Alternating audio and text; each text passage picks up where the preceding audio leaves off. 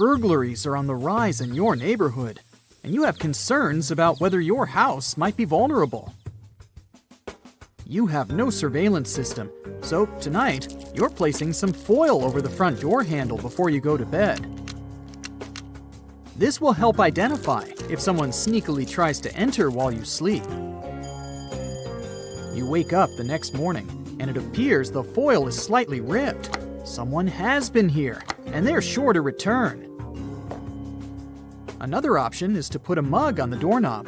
When the knob turns, the mug will fall, causing a noise to wake you up and hopefully deter the intruder. Your main concern is that a tradesman stopped by recently. He said that he was working next door and asked to use your toilet. You refused and felt bad at the time for being rude, but it was a very smart move. About 60% of burglaries in the USA are made by someone you know or have met before. That tradesman, while going to the bathroom, could have adjusted something in your house to make their return entry a little easier. They may have wanted to take a closer look at what security system is installed, check the structural integrity of your home, and found out what valuable loot you might have. Finally, today you're going on vacation. You need to prepare your house and make it as safe as possible. A full post box is the first thing a robber will look for in a target. Your neighbor will need to take your mail while you're away. A well-manicured property is a clear sign that you are always there. You've always kept your lawn mown and hedges trimmed, so you will need to arrange for someone to do this while you're away. If it was winter, any untouched snow around your house would also make it a target. Having a neighbor make pretend footprints that show recent activity will also provide a deterrent. There are many types of hedges that act as a great first defense.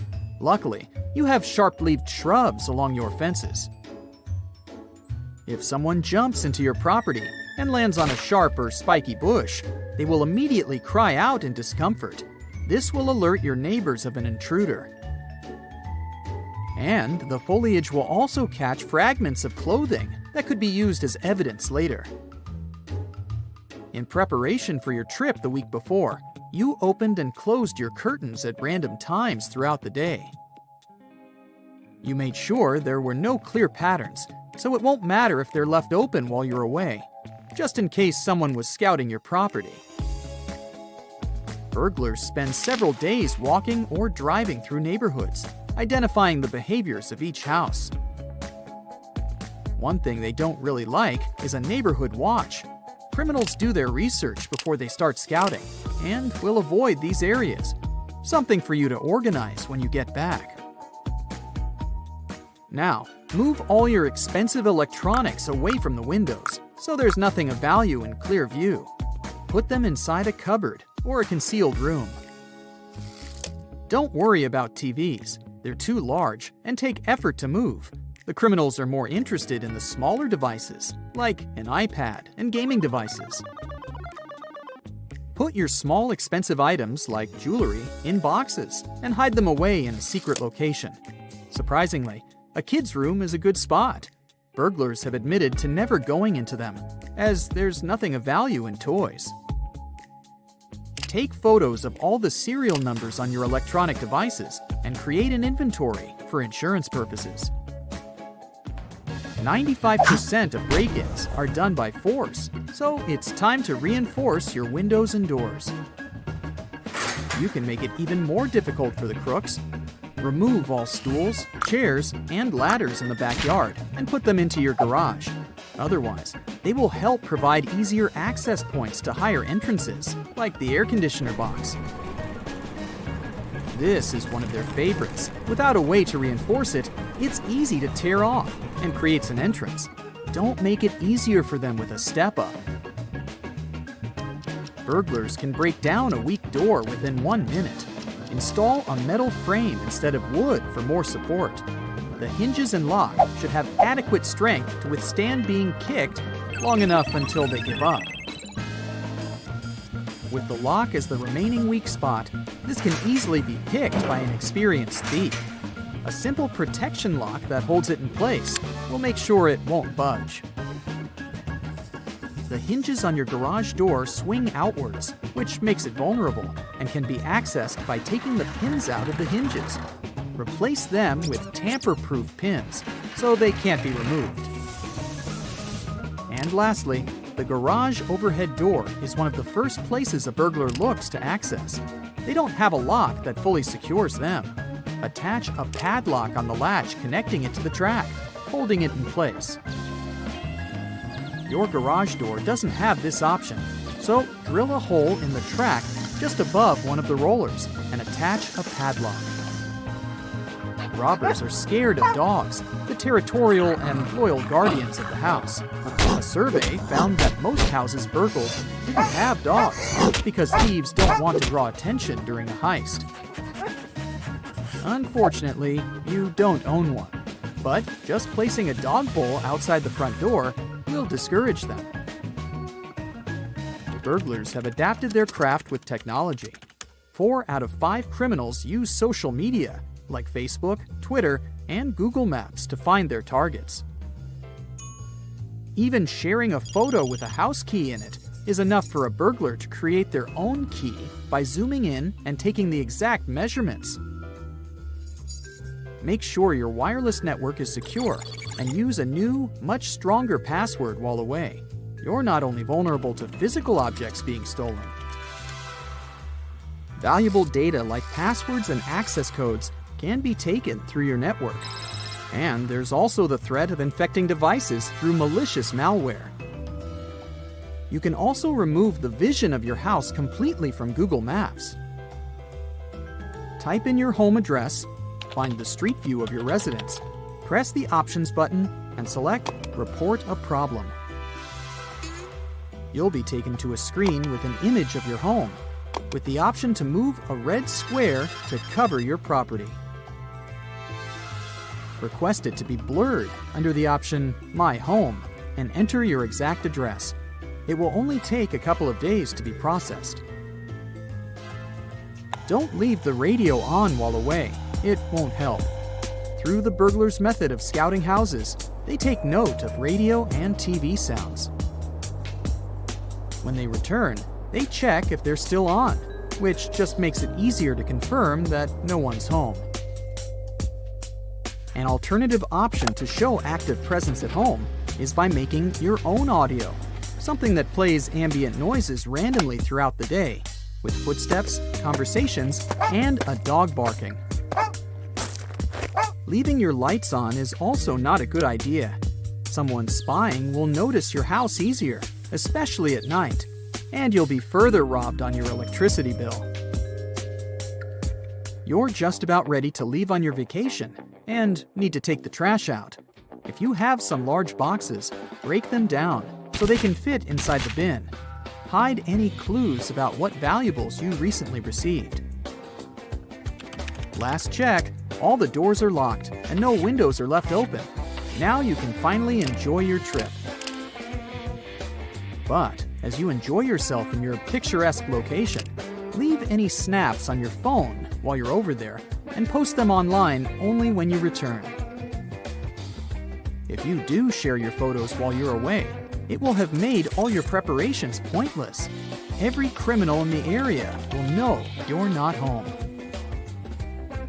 But with 2.5 million houses burgled annually in the USA, a house without a modern security system is 300% more likely to be broken into. When you get back from your break, it will be a great idea to install one. Neighborhood watch plans are a fantastic way to get your community looking out for each other. If you're going on a Christmas getaway, ask your neighbors to keep an eye on your place. They can do this through simple activities like moving your letters from the mailbox or turning on a light once in a while. This can make it seem like your house is busy. Not only does this reduce the risk of unwanted guests, but some insurance companies might even cut you a deal if you're part of a local plan. That extra money could come in handy for Christmas presents. Just saying. Burglars also need to get pretty creative during the holiday season, too. There have been cases of crooks melting locks on doors, windows, and sheds. It sounds a bit extreme, but it can happen. Make sure your locks are working, more so during this time of the year. Also, think about installing wood or steel composite doors that won't be as easily damaged. Store your car or spare house keys somewhere safe, away from curious eyes, in case any unwanted guests come knocking. Another good idea is to mark your stuff. That's because burglars hate personalized items. If your belongings have your name, phone number, or address on them, they're a tough item to sell. Plus, it's easier for law enforcement to spot your things. So, whenever possible, put your personal touch on your valuables through carving or embroidery. It will also increase the odds of your goods finding their way back to you in case they get taken away. Here's another smart way to make it seem like you're home while you're out and about if you can't rely on your neighbors. Use timers for your lights and leave the radio on. You can even leave an ironing board with a pile of clothes nearby to make it look like you just stepped out. Just remember to turn the iron off. During this time of the year, your vehicle needs some extra care too. With people out shopping for Christmas presents and stashing them in their trunks, those cars become prime targets. Never leave your car alone with your Christmas haul inside. Always park in a well-lit spot or on a driveway to scare off opportunistic thieves. And you know those frosty mornings when you leave your engine running to defrost your windshield? Forget about it. Leaving your car unattended with the keys in the ignition is pretty dangerous. Most of us think that a beware of dog sign is a good way to keep unwanted strangers at bay, but during the day, it can actually signal that there's no alarm set around your house, since dogs can trigger sensors unnecessarily. Burglars might think it's an opportunity to sneak in. So if you don't have a guard dog, maybe reconsider that sign. However, you might want to set a free guard dog skill on Alexa. You can remotely activate it to make a barking and growling dog noise. That should make anyone think twice about breaking in. Browsing through received Christmas cards at the end of the year is pretty special. Burglars love it too, more so when you toss the envelopes in the bin. It's their free pass to all sorts of personal information about you and your family. Make sure to rip up any piece of paper or packaging before taking them to the trash. Also, if your floor is a mess of cards and letters, it's a clear sign to burglars that you're not home. You might want to get a cage for your letterbox to hide your mail and prevent letterbox phishing. If you're heading out of town for the holidays, it's also a good idea to tidy up your house before departing. Leaving suitcases and bags out signal your house might be empty, so it may become an easier target. Hide them under the bed or in the garage before leaving the house. Also, think about your family calendar. If you've got your birthday dates displayed where outsiders can see them, you might be in for an unpleasant surprise visit. Try to switch to online calendars. They're easier to be kept private.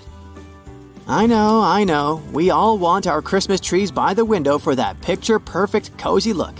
But the problem is, it also gives thieves a good look at your presents. Lights on your tree can also tell them if you're home or not. So maybe use a timer for the lights and change it up every day. And don't forget those stockings. Keep them out of sight. You can close your blinds upwards as well to make sure people aren't spying. Waiting until the last minute to wrap your presents can be pretty stressful by itself. It's not the safest move when it comes to your security either. Unwrapped gifts are the perfect surprise for burglars because they can see their value up front without having to unwrap them. Try covering each one individually and skip the gift bags. Burglars usually make their escape on foot, so they'll steer clear of the bulky bags. Once you've unwrapped your presents with your friends and family by your side, make sure to store your new stuff somewhere safe. If you've had your Christmas vacation booked for some time, you might be excited to share your holiday joy. Just like you might be excited to share this video with your friends, which you totally should. But be mindful about oversharing personal information on social media. Posting pictures of your expensive dinners abroad can tip off potential thieves that your home is empty. Use your privacy settings wisely and be careful who can see your posts. Buying alarms and motion sensors for the darker corners of your home is also a great idea, though it does take a bit more planning and financial investment. However, the average cost of a burglary is on average about $3,000, so consider making the investment.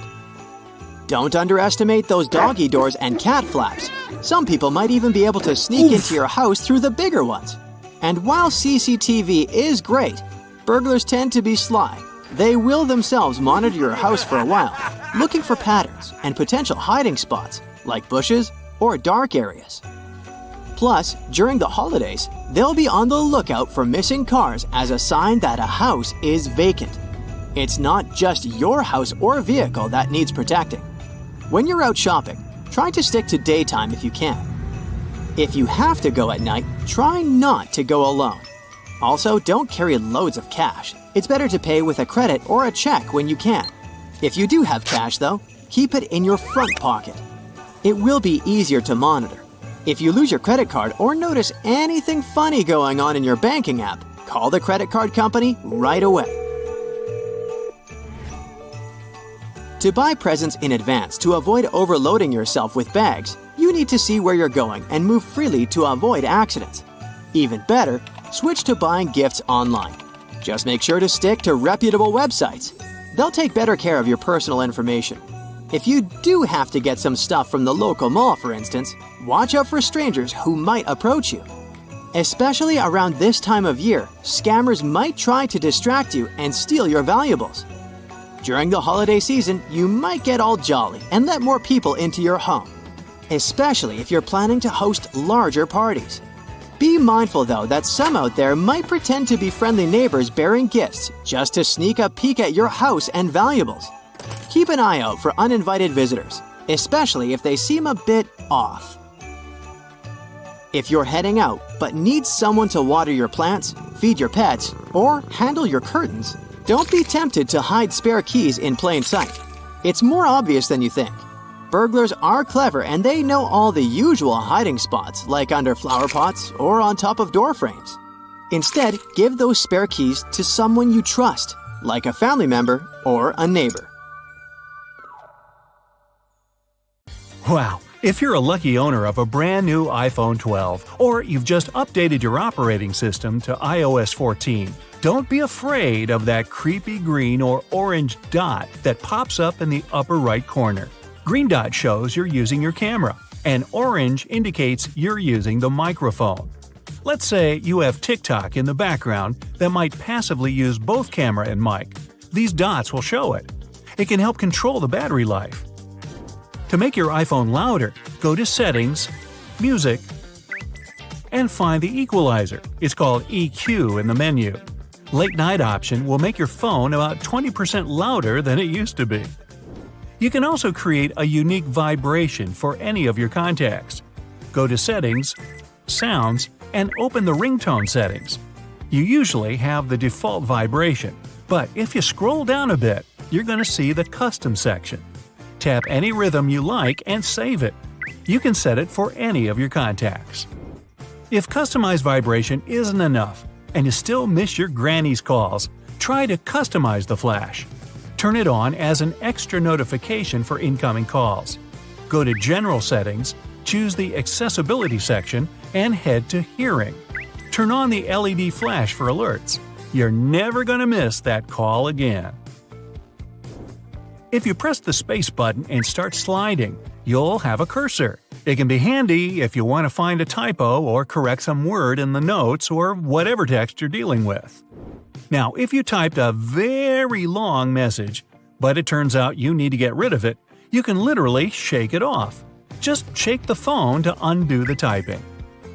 Whenever you need to choose more than one icon, tap and hold only one, and, with the second finger, add all the other icons you need.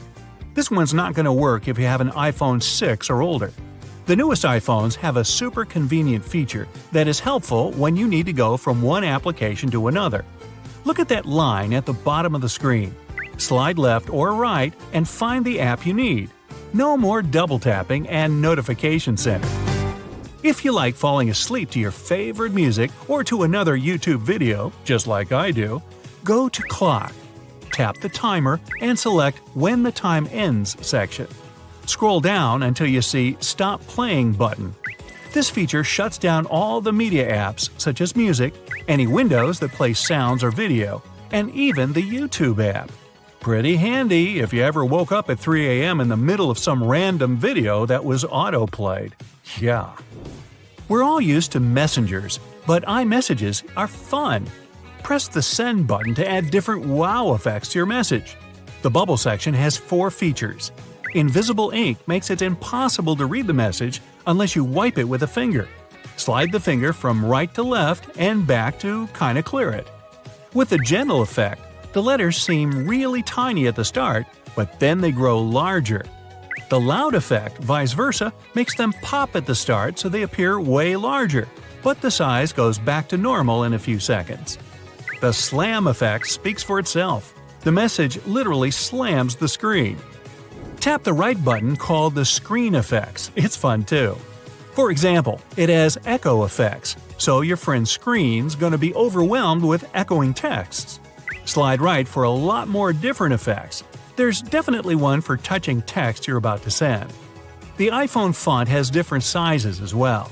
To make it bigger or smaller, go to the Display and Brightness section in the setting. Tap the text size and adjust it the way you like. You can take a selfie not only with the volume button on your phone, but simply by hitting that button on your headphones. This hack is for iPhone users, but many Androids can use it too. Mind that it usually works with original headphones. iPhones may not have the most durable batteries, but they beat everyone when it comes to photo quality. Turn on the grid in the camera settings. Go to General, choose Camera to enable the grid. It can help you make better compositions in the photo. If you like typing with one hand, it's probably high time you set the right keyboard. While typing, hold the globe button. 3 keyboards will appear. The one on the left is used whenever you type holding your phone in the left hand. The one in the middle is for both hands, and the one on the right is for typing with the right hand only. If you like writing long, romantic letters in your notes, but don't want anyone to read them, set a pass to any of your notes. There are 2 ways to do that, depending on your iPhone model. For iPhone 6, you gotta slide from right to left and see 3 icons: Lock, Folder, and Bin. Use the bin if the romantic letter is bad, and the lock to protect it from peeky eyes. Set the pass, but make sure you actually remember it. You can't delete it. If this didn't work, just tap and hold the note itself, and you'll see the password bar in the drop-down menu. Set the pass, and nobody's gonna know about the romantic letters to Jane you're writing at night. Newest models of iPhone support the coolest feature ever. Now you can make a screenshot of the whole browser page in one file. To do this, press the volume up button plus the power button.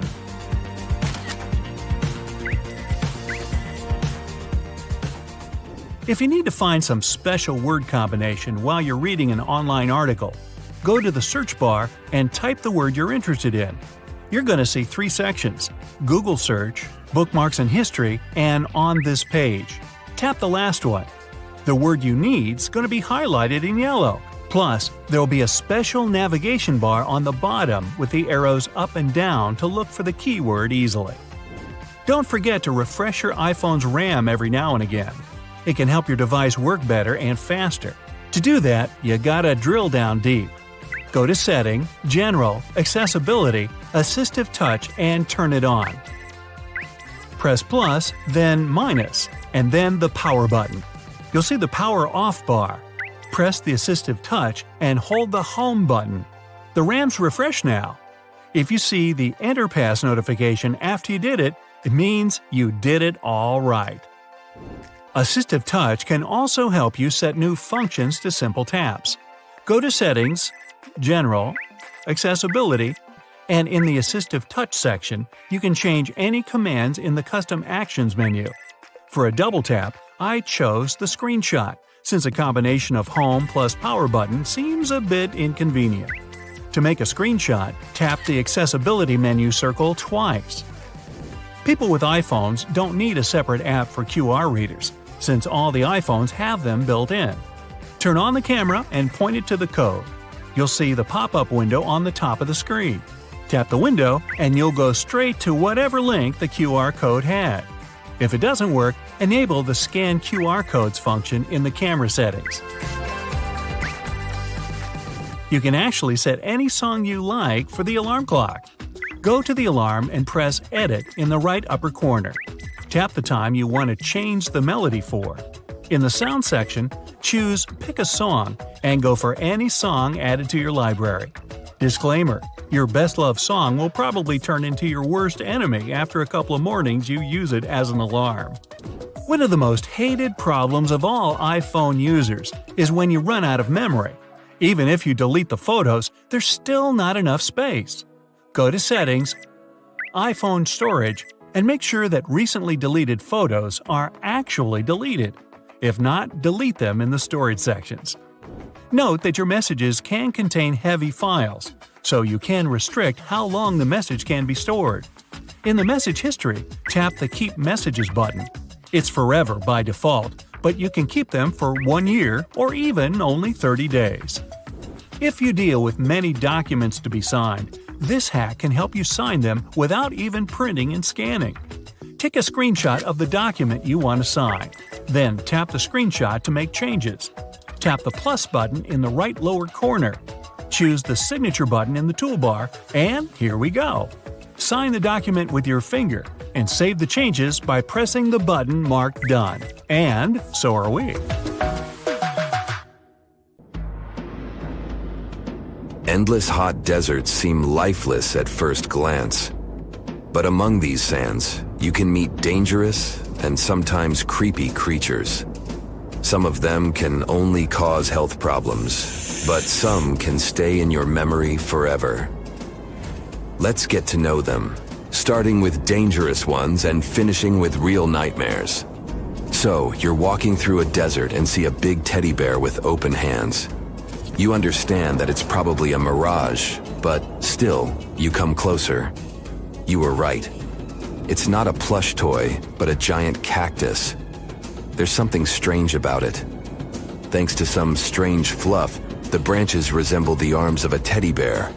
However, this is not fluff, but thousands of thin needles, and they are the reason you shouldn't come closer. The cactus is called the jumping cholla, or teddy bear cholla. It grows in the desert areas of Arizona and in the northern part of Mexico. Don't worry, this cactus won't attack you, but it will cling to your skin or clothes if you touch it. Such a fur coat protects the cactus from animals, creates shade, and saves it from heat. The lateral branches are the most important parts of the plant as they carry out photosynthesis and accumulate a large amount of moisture inside. So, despite all the danger, the cactus can be helpful for desert wanderers. And the danger here is needles. If you look closer at them, you will see they have the shape of hooks. One touch, and hundreds of thorns are already in your finger. It's pretty difficult to get rid of them, and the needles cause unpleasant, painful sensations. But the coolest thing about this cactus is the way it reproduces. The plant clones itself in a new place. When animals and people pass the jumping cholla and touch it, the cactus gives them a small piece of itself, along with the needles. As soon as you throw this piece to the ground, it takes root and starts growing. The degree of danger is rising. The next monster from the desert is running toward us, and that is an ostrich. Many think these animals are cowards hiding their heads in the sand. You will most likely change your mind if you're unlucky enough to meet one. Usually, ostriches are not aggressive, but you should run if you come closer to their nest. On the other hand, you won't be able to do that because ostriches move at a speed of 43 miles per hour. You need a car to get away from them. They run and hit their enemy with their chests. There have been cases when ostriches attacked vans and caused significant damage to them. But the main danger these birds present is their powerful legs with sharp claws. They can deliver strong blows with them and even beat a prone opponent. So yes, if you see an ostrich in the distance, go the other way. This small spotted lizard lives underground almost all the time in the arid deserts of the southwestern US and northwestern Mexico. Sometimes, it goes outside to find lunch. It only seems cute, but in fact, it's a dangerous Gila monster.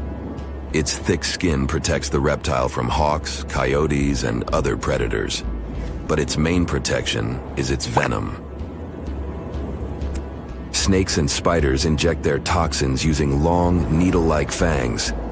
The Gila monster clamps down and chews the prey to spread the venom, and when it bites a person, it can keep its jaws closed for a long time. Getting rid of the animal is a tricky feat. People who have experienced the effects of the venom say it feels as if hot magma passes through the veins. Despite this, the lizard turned out to be useful for science. Doctors used its venom to create medicines for diabetes and obesity. The time has come. Now you're about to meet one of the creepiest creatures living in the desert. Be quiet and listen to the silence. Stand still. There's no one around. Suddenly, you hear some hissing coming from below. You lower your head and see it. A big yellow spider the size of a human palm with strong jaws and long legs hides in the shadow of your body. In horror, you run away from this monster, but it goes after you. It isn't easy to do it in this situation, but try to calm down. The creature isn't interested in you. It wants only your shadow to hide from the scorching sun. Anyway, it's better not to touch it. The powerful jaws of the camel spider can cause unpleasant sensations, to put it mildly. And, by the way, this creature isn't really a spider. Yeah, it belongs to the class of arachnids, but it's a separate species, Salpagid. It likes to bite. It's fearless and pretty aggressive. The spider preys on insects, lizards, rodents, and small birds. It can also move at a speed of 10 miles per hour. For their small size, this is very fast. You need to be a professional athlete to run away from it. Most often, you can find camel spiders in the deserts of the Middle East, but they also live in Mexico and the southwestern US. These runners are nocturnal and try to avoid the sun during the day, so they are always hunting your shadow. By the way, they got their name because they often hide in the shadows of camels. You won't hide from them during the day, but they will also want to come after you at night, especially if you make a fire. Salpugids always run to the light in the hope of eating something. Some species of these spiders make a hissing sound to scare their enemies away. Now, let's calm down for a second and leave the hot desert. We're going into the humid tropics of Tanzania. Under tree bark, fallen leaves, and in dark caves, you can meet one of the most terrifying creatures on Earth, a tailless whip scorpion. Imagine a big scorpion without a tail, with a flat body that looks like it has been pressed by something. It's similar to spiders, but has no venom glands and can't spin a web.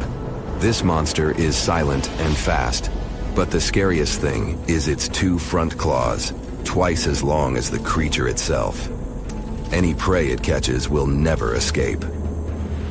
Life in a dark cave has spoiled its eyesight, so the whip scorpion tries to avoid sunlight. During molting, it climbs up to the ceiling and slowly comes out of its old skin. Imagine directing your flashlight there and seeing small cocoons out of which pale spiders with excessively long legs crawl. If you really meet it, be calm and slowly go away as far as possible. Be careful. The flat scorpion can crawl under your clothes in a second and bite you in the stomach. And that's not the worst part. Okay, this is a joke. This pretty guy is one of the shyest and most harmless creatures among spiders and scorpions. It's afraid of you and will never attack. Many consider it beautiful and keep whip scorpions in glass terrariums. If you want such a pet, carefully watch it so that it doesn't run away from its house. If it happens, it will be pretty challenging to catch it again. In a matter of moments, it can get under your bed or go through gaps in the floor.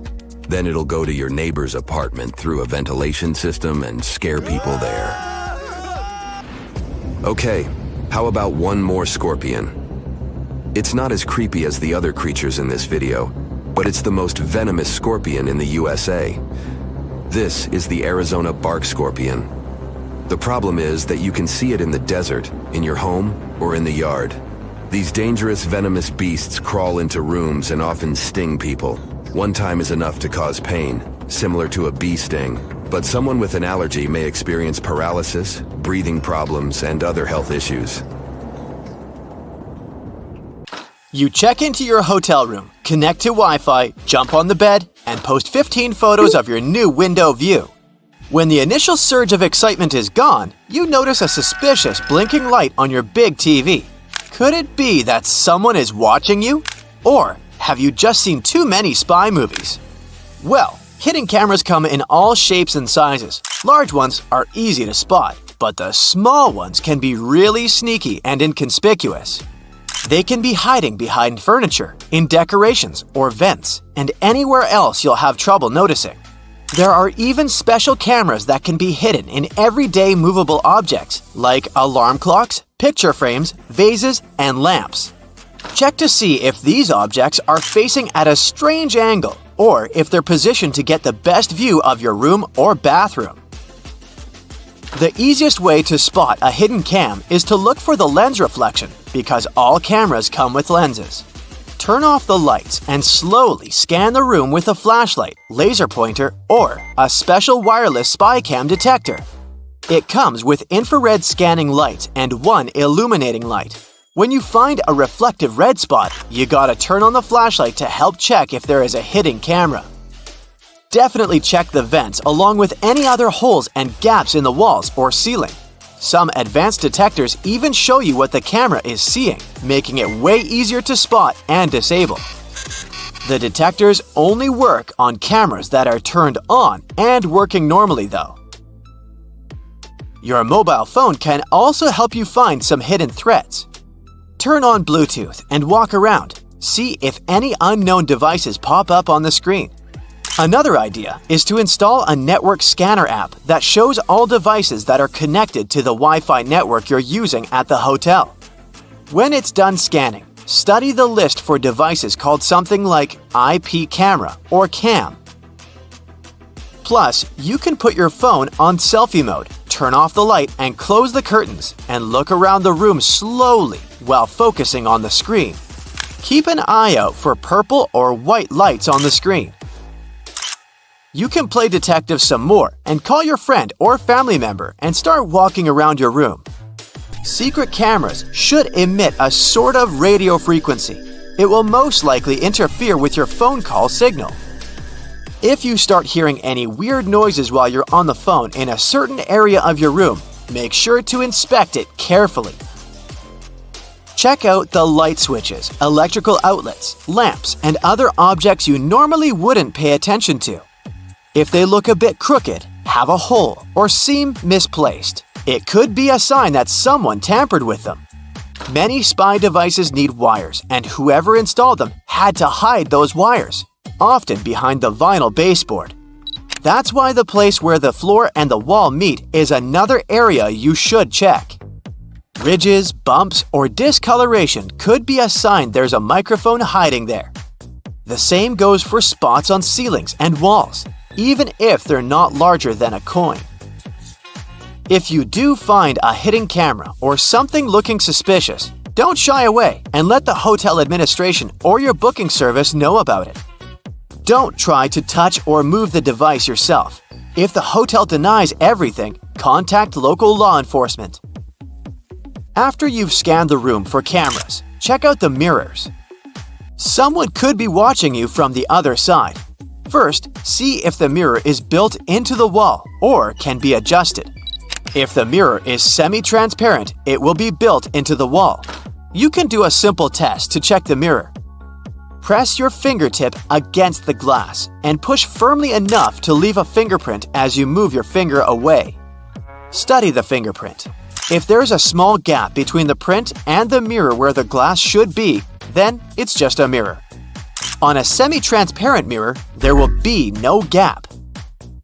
Another way to check if your mirror is semi-transparent is simply to tap the glass.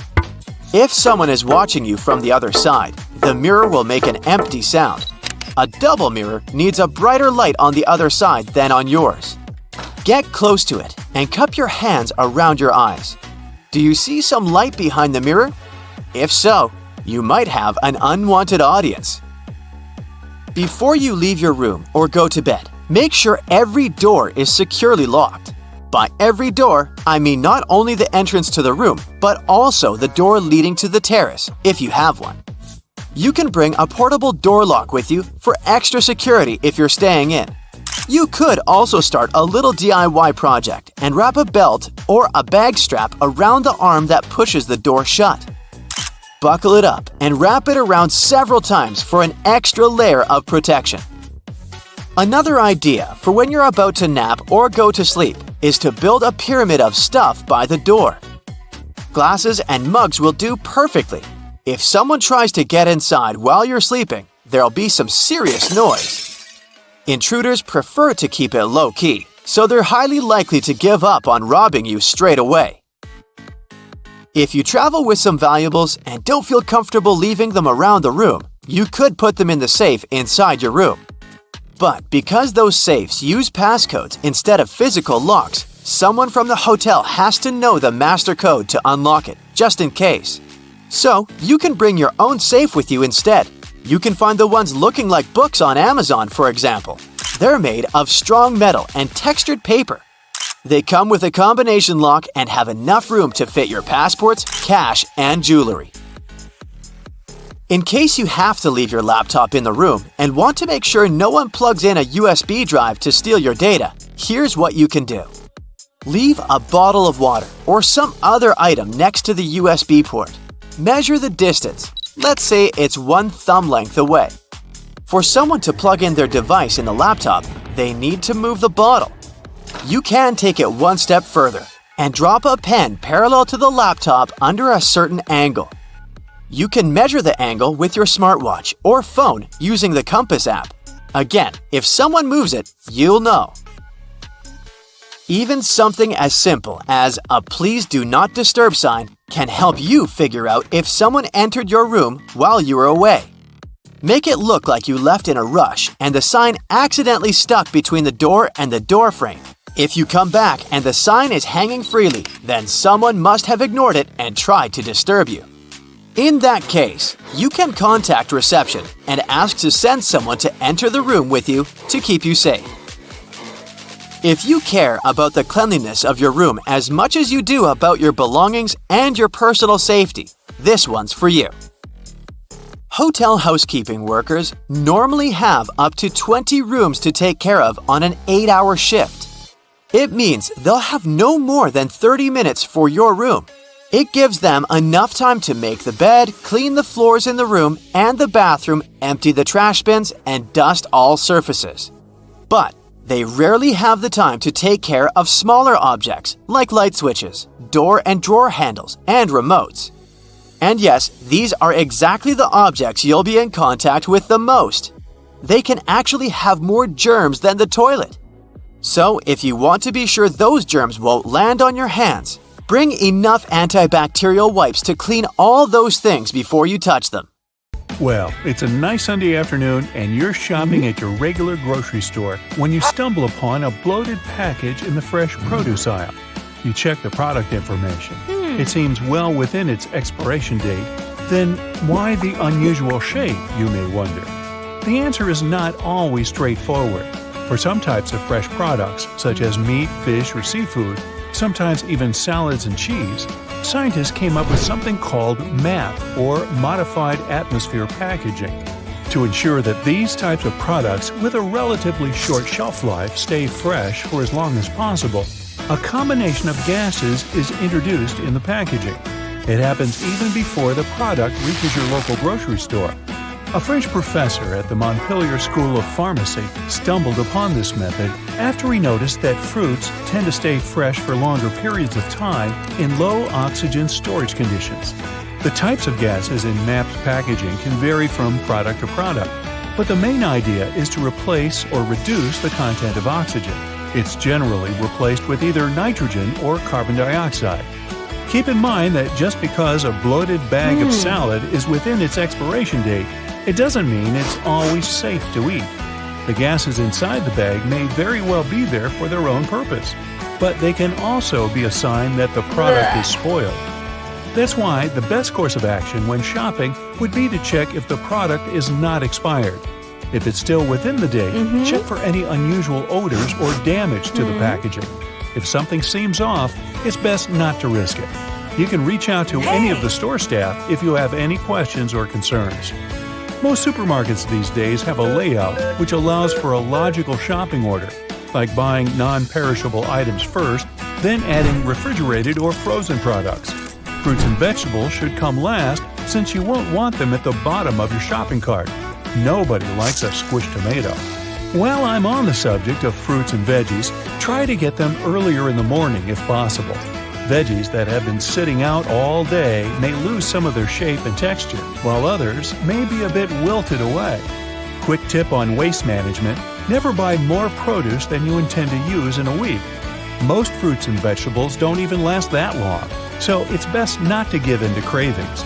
Shopping on a full stomach might help with that as well, just as much as going shopping with a pre-made list of things you need to buy. Thoroughly inspecting the package of every product might save you some hustle later as well. Refrigerated products need to feel cold to the touch, whilst frozen ones need to be solid and with no sign of leaking. When you get home, make sure you refrigerate all the necessary items as soon as possible. Generally, they shouldn't be out of the refrigerator for more than 2 hours. Otherwise, their quality won't stay the same. Buying potted herbs from the grocery store may not be the first thing on your list, but it's surely something to consider. Not only are they available for a fraction of the cost, but they're also easy to grow and take care of. Just picture a nice herb garden right there on your balcony or even in the kitchen. Wouldn't that be nice? You'll always have fresh basil to top a mouth-watering pasta dish. Since you're still at the grocery store, pick up some coffee filters while you're at it. You may not have a machine at home that actually uses filters, but there are a lot more things you can use them for around the house. They can be used for straining liquids, safely stacking delicate china in your cupboards, or even polishing windows, or shoes for that matter. If your favorite fruits and vegetables are on sale, but buying large quantities would mean they'd go to waste, consider freezing them. You can stock up on items for smoothies, especially for the colder season when there are limited options for fresh fruits. And don't just grab the first thing on the shelf, especially if it's likely to go bad quickly. Stores restock their produce following a first-in, first-out layout, so the items at the back of the shelf will always be a tad bit fresher. The same goes for tea if you prefer it to coffee. Switch to buying loose-leaf tea, and you'll not only reduce the cost, you'll also be able to make your own homemade tea blends. Loose-leaf tea also has a stronger flavor than tea sold in tea bags. As for the other household stuff, stock up on items such as light bulbs, paper towels, or batteries. Chances are you'll always be needing at least one of these items, so it's best to buy them in larger quantities when on sale. They never go to waste, and let's face it, it's always annoying when you run out of batteries at home and your TV remote stops working. Hey, tell me about it. Try to reduce the number of times you go to the grocery store to buy just one item. It's inefficient, and most likely, you'll end up buying things that you don't actually need. That shopping list starts to make a lot more sense now, doesn't it? Another list worth making, the one containing whatever you have in the fridge. Try to create such a list at least twice a week. Meal planning for at least a week in advance will also help you reduce impulse buying. If you already know what you'll want for dinner on Wednesday, why add anything else to the cart if it's unnecessary? At the same time, start getting creative with your leftovers. There's no need for them to go to waste when you can mix and match or add some additional herbs and flavors to spice them up. Store leftovers in transparent containers for added visibility, and don't be afraid to set out a leftover day during the week. It's also nice to look at them as ingredients rather than leftovers. Use extra leftover pasta or steamed vegetables for a frittata or an omelet. Blend together cooked vegetables with some tomatoes to create a pasta sauce. Put together some wraps for the next day's lunch with anything from leftover cooked rice to meat and vegetables. Or, if you're really looking for the easiest method to save leftovers, you can always turn them into soup. Last night's vegetable side dish can turn into a wholesome lunch if you simply add a can of broth and blend it all together.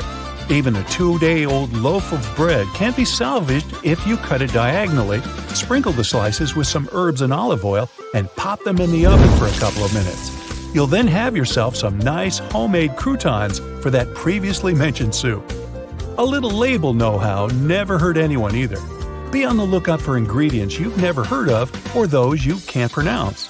An item that usually has more than 5 ingredients listed on the packaging should be avoided. Even the way you carry your groceries in the supermarket can affect how and what you buy. If you prefer baskets to shopping carts, you're more prone to impulse searches. That's what a study published by the Journal of Marketing Research claims. It happens due to the effort you put in actually carrying the items around. Choosing a shopping cart will most likely make you comfortable enough to browse through enough products and read labels thoroughly. When your grocery list is not too big, go for the self-checkout aisle if available. Studies have shown that impulse purchases are lowered by up to 32% if you actually scan your own items on the way out.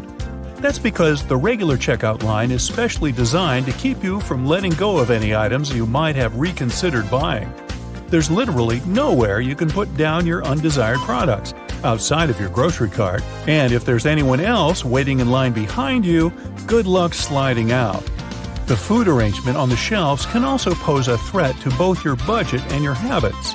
Since people are more inclined to buy the items they see first, the most expensive products are placed at eye level, and the budget options are placed on the top and bottom shelf.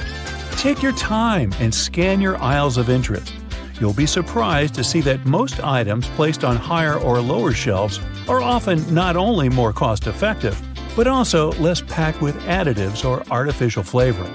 Hey, be careful. It's a jungle in there. 11% of people on vacation at a hotel room have found hidden cameras in their accommodation.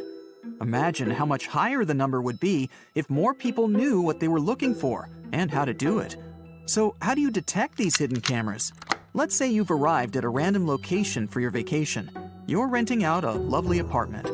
Take out your phone. It'll be an essential and beneficial source for finding clues of hidden cameras. Turn on your Bluetooth. Take a walk around the apartment, your room, bathroom, kitchen, and the passageway to the apartment. Monitor your phone to see if you can detect any unknown devices that appear on your screen. If something comes up, that's a good indication for a further thorough search. Even if you don't pick up anything on the Bluetooth, it's still a good idea to thoroughly search your accommodation anyway. Go to each room, take a close look around, and check the corners of the walls and ceiling, keeping an eye out for any suspicious holes. Holes are an unlikely place to find any cameras, unless you're in a haunted house from an old horror film, but it's still a good idea to check, regardless of how obvious it sounds. Now inspect all the movable objects, lamps, radios, television, shelves, and whatever else you can find sitting around. Check to see if they're facing at a strange angle, like if they were aimed towards your bed or bathroom.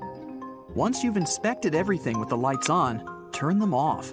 Some cameras may have small LED lights that can be in a range of colors. Go over the same area again, looking out for any suspicious lights. Make sure to check that the fire alarm is just a fire alarm. It's a common hiding place for cameras, as the fire alarm always has a blinking light. Approach the air vents and inspect closely. They would be capable of hiding larger cameras inside. Now that we've done a quick look in the dark, get a flashlight, or use your phone's flashlight, and shine that light around the room for an even more thorough search. Carefully look for any tiny glints of a camera screen. The reflection of the light will be minimal, so pay close attention to anything that glistens. Focus carefully on the inanimate objects in the room, reviewing every angle closely, even the susceptible plants. You can also utilize the selfie mode of your phone to detect infrared light sources in the dark, as it doesn't filter them out. These light signals can be found from night vision cameras, which rely on their infrared waves to detect heat signatures when it's dark. Put your phone on selfie mode, leave the light off, and look around the room slowly while focusing on the screen. It'll be awkward moving around the dark room while looking at the screen in selfie mode, but try to keep an eye out for purple or white lights on the screen. Now that we've checked for cameras, it's time to review the mirrors. Cameras could be behind them, and someone could also be watching from the other side.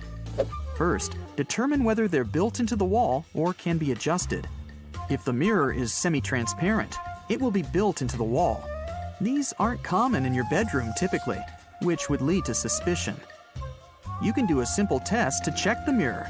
Simply press your fingertip onto the glass, pushing firm enough to ensure that there will be a fingerprint as you move your finger away. Focus closely on the fingerprint. If there is a small gap between the fingerprint and the mirror where the glass should be, then it's just a mirror. On a semi-transparent mirror, there will be no gap. The fingernail test is used similarly, detecting if there is a glass gap between the end of the fingernail and the mirror. However, both tests may be complex depending on the lighting in the room and the position the mirror is facing, so it's not a definitive test in all situations. Semi-transparent mirrors are generally built into the wall to ensure they work without being detected. The wall must completely cover the edges. The lighting on the hidden side requires a brighter light source than your side of the wall for it to work. Put your eyes right up to the glass to further confirm what kind of mirror you're dealing with. Cup your hands around your eyes, ensuring there is as little amount of light from your side, and look through to the other side. If there is a slight indication of light behind the mirror, or if you can see outlines of objects behind it, you have a semi-transparent mirror. A semi-transparent mirror will have an empty wall behind it, so another method to check is to simply tap the glass. The sound of tapping on a semi-transparent mirror will produce an empty sound.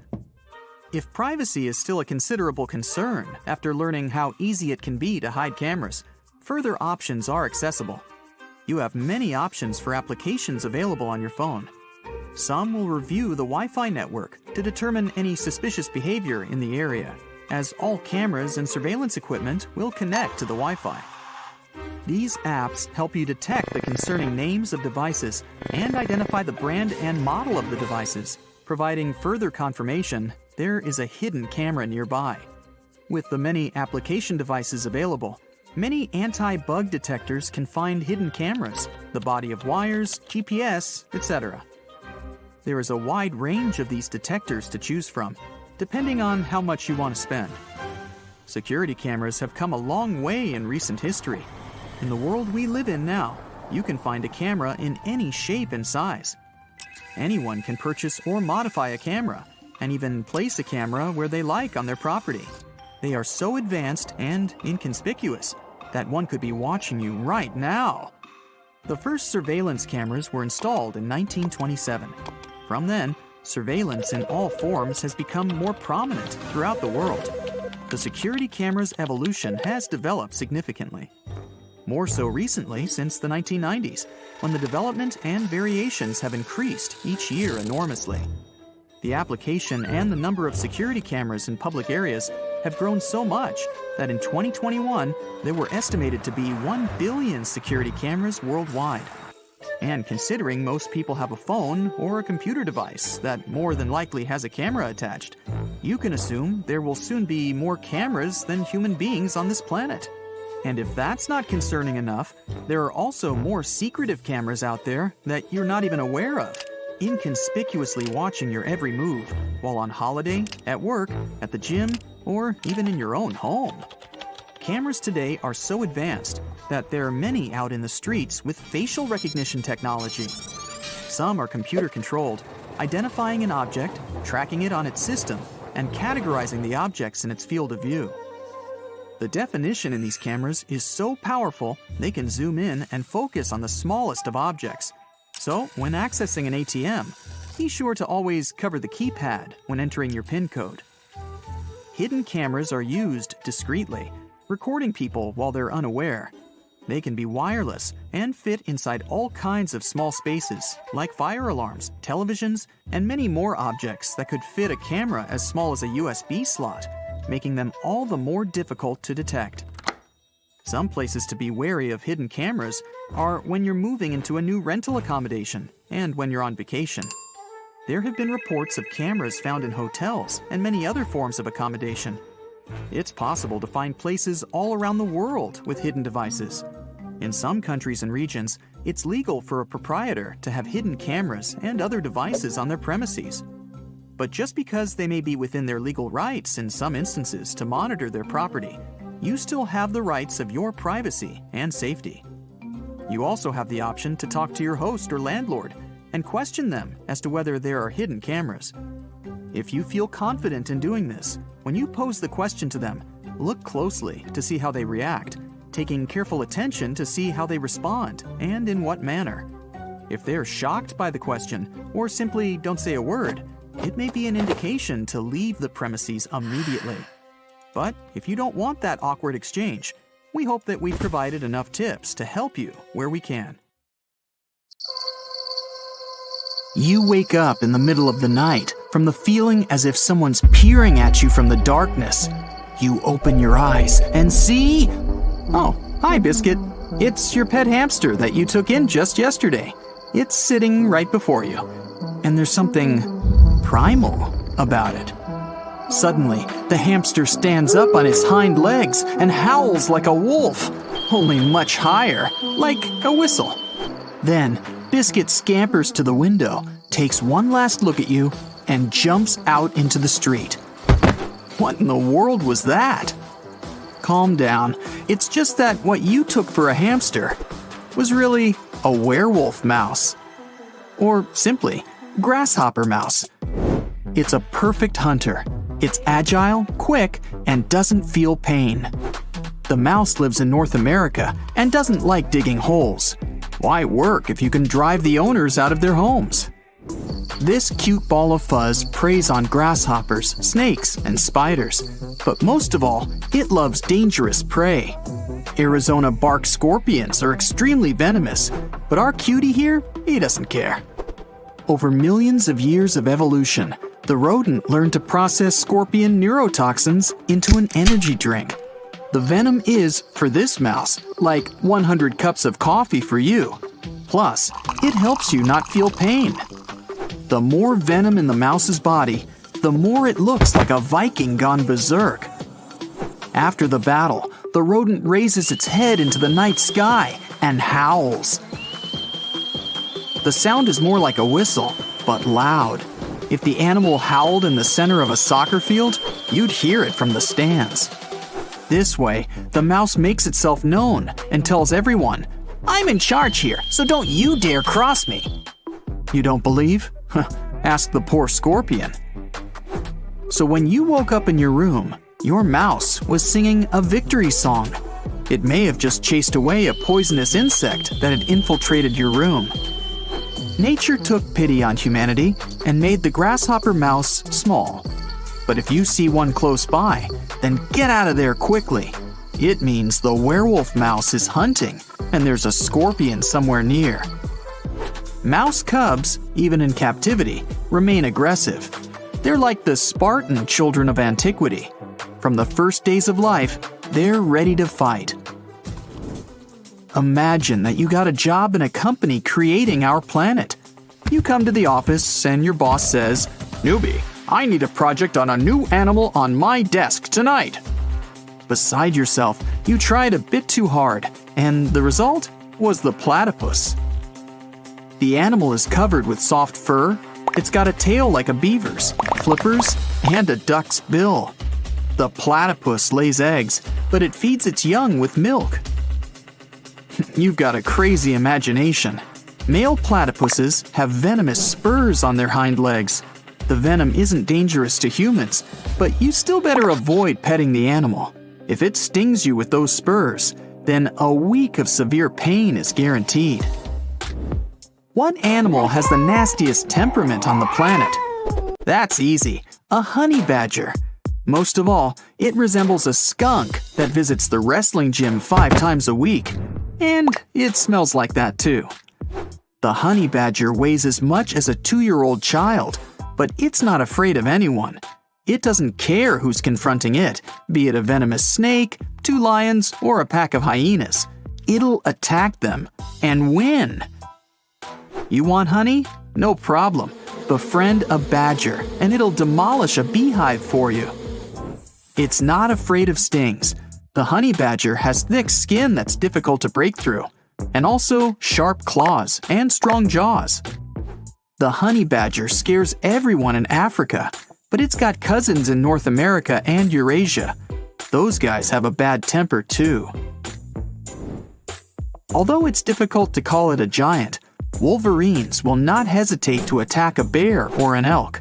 The animal grows no larger than a medium-sized dog. If you offended it, then I don't envy you. It's hardy, knows how to swim, and is a fast runner. Wide paws are like snowshoes and don't allow it to fall into the snow. You can't hide from a wolverine on a tree either. It climbs with uncanny agility. The wombat is a cute animal that resembles a fluffy bear. It's stocky and weighs as much as a German shepherd. The wombat lives in Australia, where it digs deep holes and has the most original protection in the world. If the enemy tries to get into its underground house, the wombat blocks the entrance with its, backside. This part of the body consists of 4 fused bones. For a wombat, it's sort of a shield, and it's difficult for a predator to bite through it.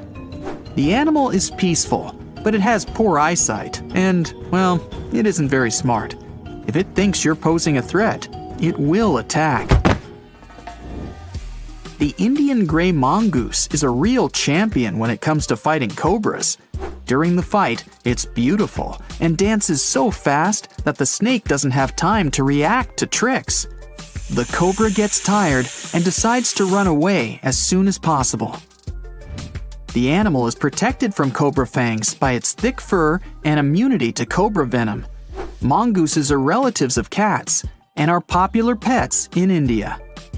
The animals love to sit on their owner's lap, but retain a wild character. In nature, mongooses rarely attack people, but if cornered, they become unpredictable. Nobody knows how many rats there are on the planet exactly, but at least twice as many as us humans. These are amazing animals that can laugh, dream, and feel stress. They live in packs and can hunt prey dozens of times larger than themselves. Scientists have found rat bite marks on the ribs of dinosaurs that are 75 million years old. They also have kings. They don't wear crowns though. It's the name for several rats whose tails are tied in a knot. The largest king ever recorded consisted of 32 animals. Possums have been around since the days of the dinosaurs. Their acting skills helped them survive to this day.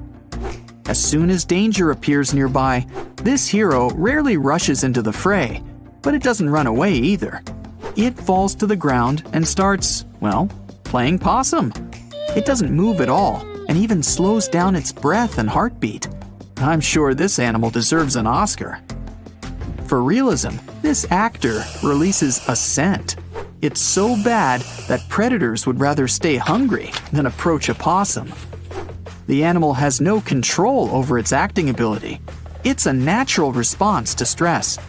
Possums aren't aggressive, but if cornered, they growl. Their fur stands on end, and they show their teeth. Small, but razor sharp.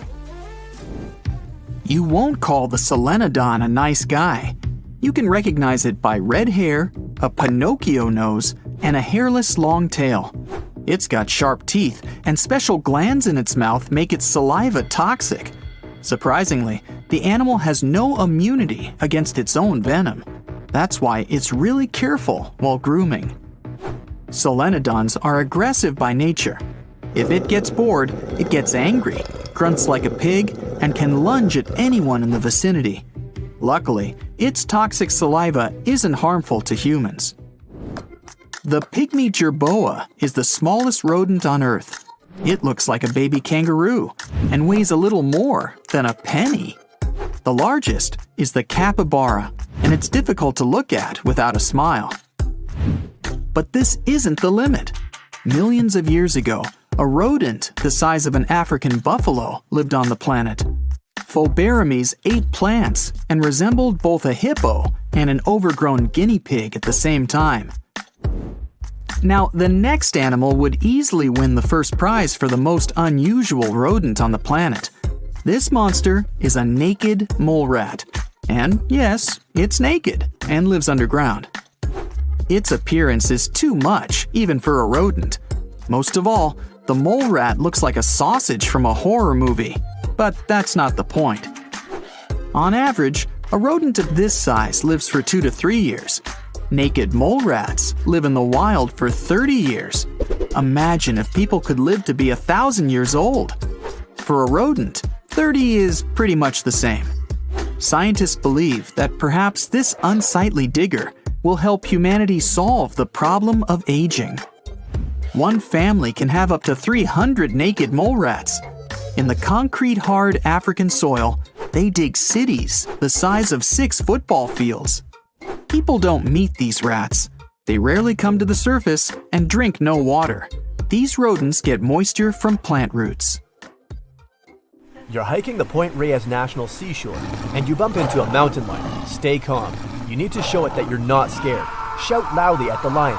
Wave your arms. If that doesn't work, start throwing rocks, branches, or anything else you can get your hands on. Aim at the ground in front of the lion. Never throw anything directly at it. That will only make it angrier. If the lion is getting closer, protect your most vulnerable spots. It will aim for the neck and try to grab your arms, so tilt your head forward and protect your neck. And don't make sweeping arm movements. When the lion realizes that you're not an easy opponent, it will probably back off and run away. You're in Yellowstone. Here you have to come face to face with the grizzly bear. It's drinking water from a creek. A safe distance is 200 feet. The grizzly has spotted you. It stands on its hind legs and looks in your direction. Now it's about the height of an average basketball player, and it weighs almost 800 pounds, so you don't stand a chance to win. You have to freeze in place. Grizzlies have poor eyesight, so it just might not see you. But then it starts walking in your direction. Don't turn your back to it, and don't even try to run as fast as you can. It will chase you. You need to seem bigger than you really are. Wave your arms and spread your legs a little wider. Always talk and shout at the bear. It will understand that you're not a humble deer. Try to make a clanking sound of metal. If you have food with you, don't throw it at the bear. Just put it on the ground and keep backing away while facing the bear. If it starts running towards you, your only chance is to fall to the ground and freeze. Bears aren't scavengers, so if it thinks you're not alive, it'll just sniff you, shrug, and walk away. Now you go diving on the Florida coast. You have to protect yourself from the great white shark. Never wear shiny and blinging jewelry when swimming. It attracts sharks. And never swim at night. This is when they go out looking for food. Lots of splashing water can also attract this marine predator. But if the shark swims towards you anyway, the rule here is 1. Do everything in your power to defeat it. Try to stay calm and swim to the shore. If the shark chooses you as food, there's only one thing that can scare it off. Try to punch the shark in the nose, eyes, or gills. Now you're in Africa. Here in the tall grass of the savannah, you see a lion, and worse, it sees you. The first thing you need to do is maintain eye contact. Don't turn your back to the lion and don't run. This 8-foot predator, weighing like 3 adults, is running at you at the speed of a car on the highway. But then it stops abruptly and continues to stare at you. Lions often make fake charges to frighten their opponent. At this point, you have to appear much bigger than you really are. Spread your arms and make loud noises. Then the lion can make another fake charge, and if you keep standing still, the lion will realize you're a strong opponent and go the other way. The female lion is way more dangerous than the male one. If it's guarding the babies, it won't stop and you won't stand a chance. Your safari jeep takes you to the next location. You see elephants peacefully drinking water. These guys can be 10 feet tall and weigh as much as 2 SUVs. They can even flip cars over with their powerful tusks. And now, one of them sees you and wags its big ears. It's bluffing. With those ears, the elephant wants to appear bigger and scare you away. It's also scared and won't run at you all the way. You must let the elephant know you're not threatening it. Don't yell or wave your arms. Take slow steps back until you leave the elephant's personal space. If it runs at you with ears to its head, it's not bluffing. Climbing a tree isn't a good option right now. It might ram the tree and you'll fall down. It might even tilt the tree with its strong trunk. You need to run in a zigzag pattern. The elephant is heavy and it's hard for it to change directions quickly, so gradually you'll start to pull away from it. But still remember that an elephant can run 25 miles per hour, so you'll unlikely escape from it. Now let's move on to the Nile River. It has the largest number of crocodiles in the world. If you're camping, take a distance of at least 160 feet from the shore. This way, the crocodile will not stumble upon your camp at night. Never take your eyes off the crocodile. It can take advantage of that moment and take you by surprise. Their top speed is only 10 miles per hour, but they can make charges at 40 feet per second from the water. So the only chance to survive is to stay out of the water. If not, the crocodile's weak points are the eyes, the tip of the nose, and the membrane in the throat. This membrane prevents water from entering the crocodile's throat. When running away from a crocodile, be careful not to bump into a hippopotamus. This is one of the most dangerous animals in the world. They can be the size of a business class car and weigh as much as a big elephant. And they can run as fast as horses, so they're sure to outrun you in a sprint. The main thing is to not frighten it. If you're standing far away, get its attention with a loud sound. Usually they will try to get away from you. Use this moment to back away too. But if you see a hippo yawning, it's a sign that you're violating its comfort zone. They can open their mouth at 180 degrees and have the bite force of a crocodile, so you can't beat it and have to run. The best option is to climb a tree or some kind of slope. Hippos have a hard time climbing high places, and if you manage to escape, you'd be one of the few people who survived a face-to-face encounter with a hippo. There's also buffaloes living here in the savannah. They can be as tall as an adult and weigh a whole ton. And unlike lions and elephants, they don't make a fake charge. If you see this machine running at you, it definitely has evil intentions. Their powerful horns and skull can bend sheets of metal. They can turn a new car into a pile of scrap metal. You can never outrun a buffalo, so your only option is to find the nearest tree and run to it before the buffalo even starts its charge. If you run into a snake, you need to freeze in place. There are endless species of snake, and you don't know if your opponent is venomous or not, so you definitely need to avoid getting bitten. Make smooth and slow backward movements. If the snake is following you, stop and start stomping your feet. The strong vibrations of the ground should scare it away. If the snake bit you anyway, try to remember exactly what it looked like. Better yet, take a picture of it. To neutralize the venom, you need to take an antidote to the specific venom of that species of snake. You're on your way to Northeast Asia. As you're going through the dense jungle, you see a clearing.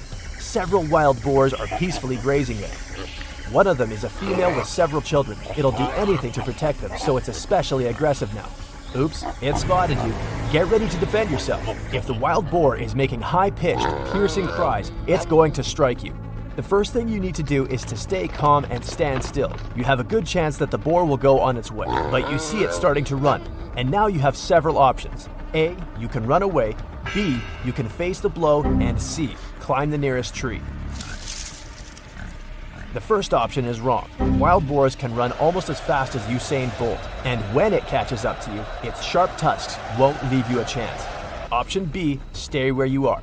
Wrong. A wild boar can weigh as much as a motorcycle and be almost as long as an adult. A hit at 25 miles per hour will just knock you down. So the correct option is to climb the nearest tree. If there's no trees, then climb a car or a tall rock. You have to be in a higher position than the boar. When it realizes it can't reach you, it'll leave you alone. The most important thing is to stay away from wild boars. Never try to feed them or provoke them. Who do you think will win? A hungry grizzly or a ripe berry? An angry tiger or a beautiful flower? A huge python or a green bush? The answer's not so obvious. Now you'll see who really controls the jungle and forests. Meet the most dangerous plants on Earth. This is the water hemlock. It grows in North America in swampy areas of fields and meadows. Also, you can find this plant on the shores of rivers and streams. It seems harmless, but it's one of the most poisonous plants in the U.S. Water hemlock toxins can cause critical damage to an adult in 15 minutes, but only if you swallow it. Many people mistakenly confuse it with artichoke, celery, and anise. Despite the dangerous poison, water hemlock is used to cure migraines and intestinal diseases. This plant has caused a lot of damage to livestock. White snakeroot grows in fields and pastures. When a cow bites it, the plant releases a fat-soluble toxin. This poison gets not only inside the animal, but also into the milk. Young calves who drink the milk also become infected. Poisoned milk is also dangerous for people. The problem is that this plant, native to North America, is one of the longest-lived autumn flowers. Now in modern farms, the poison of this plant is not so dangerous, but on small private pastures, white snakeroot is the #1 danger. We all know two kinds of beans, the ones we eat and the ones that Jack used to get to the realm of giants. In addition to them, there are poisonous ones. These are called castor beans. They contain one of the most dangerous toxins in the world, ricin. As soon as it enters your body, it blocks the production of proteins necessary for life. Without these proteins, your cells stop functioning. The more cells are destroyed, the more your body suffers. The castor bean releases ricin when squeezed. Several beans can cause dehydration, weakness, hallucinations, seizures, and other problems. About 7 beans are enough to cause critical damage. So remember what they look like and never touch them if you see them in the woods. One of the most beautiful plants on the planet is also one of the most dangerous. This is oleander. Everything is poisonous in it: the stem, the root, and the pink flower. Even a tiny piece of this plant can lead to severe poisoning. It doesn't need to get inside your stomach to create severe problems. Just a little touch to the juice of the flower causes allergies.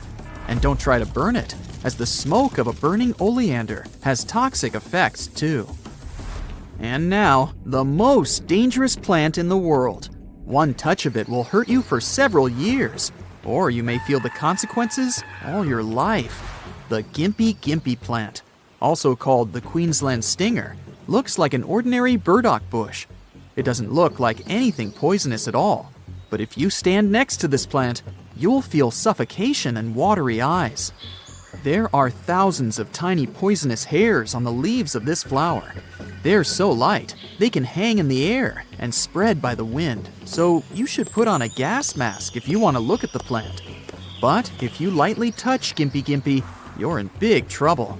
Some compare one gimpy sting to 30 wasp stings at the same time. Poisonous hairs easily penetrate under your skin and cause irritation and pain. The problem is that you can't pull them out. Wash with soap and water, use some disinfecting ointment, and you'll see that the situation is only worsening. The hairs can't be pulled out of there. They sit there, releasing toxins and driving you crazy. There's no antidote because scientists still don't know what components the toxin consists of. It can withstand cold and hot temperatures. Unpleasant sensations can last for several hours, days, or even months. People who touched the plant said that the pain from the sting returned even after a few years. But if it's impossible to get rid of the hairs, then the only way out is to wait for them to lose their toxicity. But there's another problem here. You can tear off one gimpy leaf with gloves and put it in the laboratory, dry it, and forget about it for a few years. And here it lies in front of you, a withered, almost destroyed leaf. It seems harmless, but it's not. Even after many years, the poisonous hairs remain on the leaf surface and still cause toxin effects. Gimpy only grows in Australia. It loves the sun and dense green forests. It used to pose a severe danger to tourists and loggers. But now, all places with this plant are marked with a warning sign. At botanical exhibitions, scientists put this plant in a cage so people wouldn't touch it. Rosary peas can be white seeds with a black eye or black seeds with a white eye. You can find these plants in Africa, Asia, Australia, and the Pacific Ocean region. Some species were transported to Florida and Hawaii by people. You could encounter this plant even on city streets. Rosary pea seeds are used in jewelry and some toys. People who wear rosary pea bracelets probably don't know about its seeds' toxicity.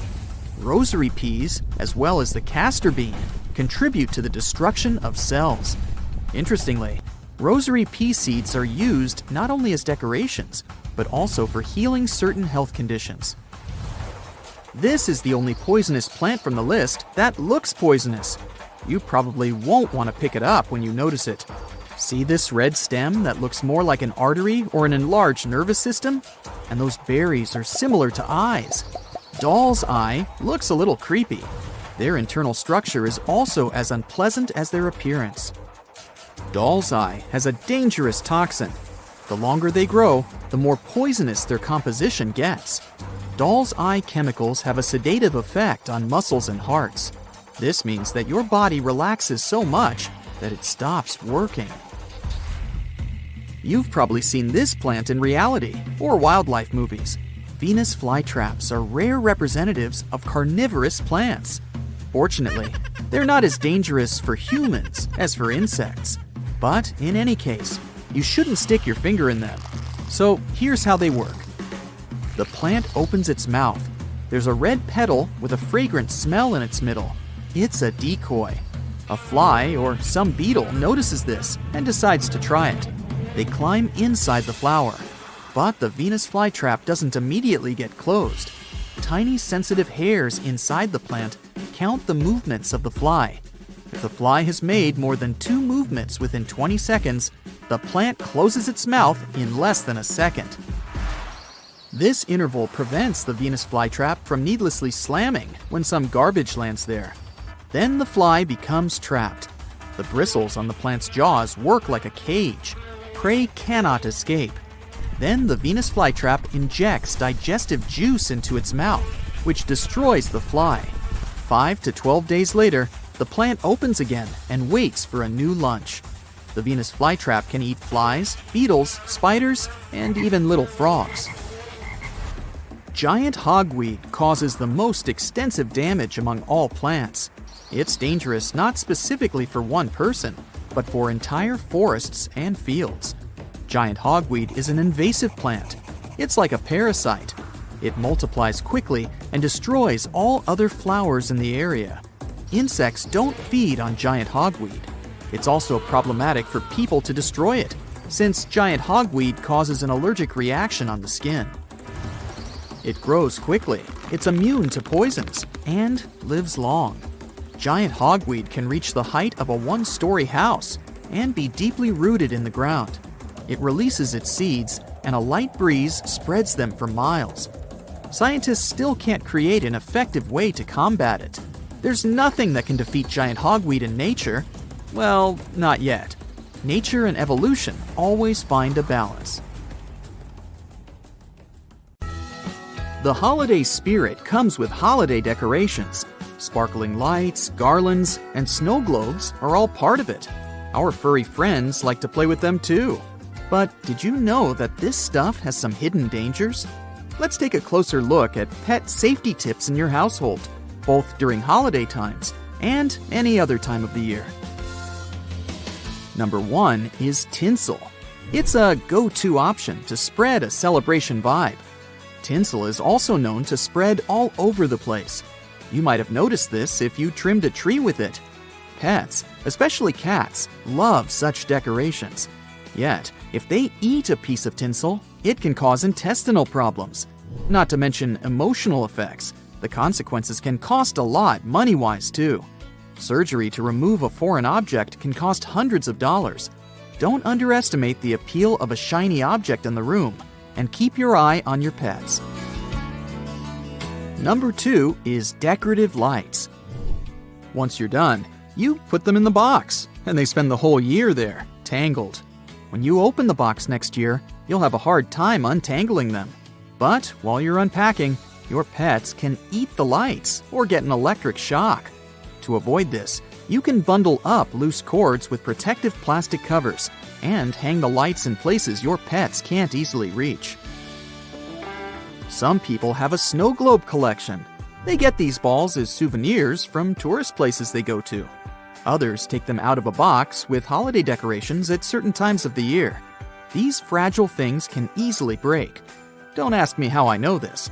Some snow globes contain ingredients that are hazardous not only to pets, but also to younger family members. Numerous veterinary sources are full of the same warning. Keep your pets away from snow globes. That being said, the liquid inside snow globes might not be just pure water. It often contains 2% ethylene glycol, and it turns out it has a sweet smell that can lure pets to taste it. Number 4 is about Christmas trees and how they can turn into pet-friendly decor. Vets say that artificial trees and garlands can be safer than real ones. These trees don't carry the outdoor scent with them, so smell-wise, they don't attract your pets that much. Here, the important part is not to buy a flocked or snow-covered artificial tree. These sprinkles, again, can be harmful to pets.